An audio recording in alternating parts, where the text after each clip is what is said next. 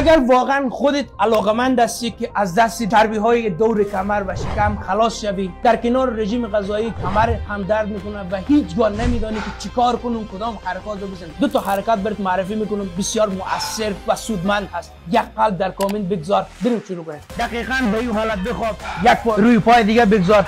دقیقاً به این حالت. زمانی که شما بلند میشین فوت کو، با همان فوت کردن عضلات شکم بیشتر اکتیو میشه.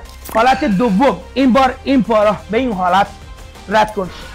این یک پشتبان برای کمر شماست که کمر شما درد نکنه، هیچگاه نمیرسید.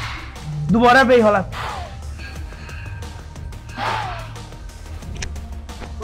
اینها را هر کدام رو 15 تکرار بزن، 4 تا 5 ست بزن و ما را هم فراموش نکو. هنوز اگر فالو نداری زودتر فالو کن، ویدیو را هم سیو کن، یک قلب قشنگ در کامنت هم بگذار که ما از شما انرژی بگیریم. یا حق.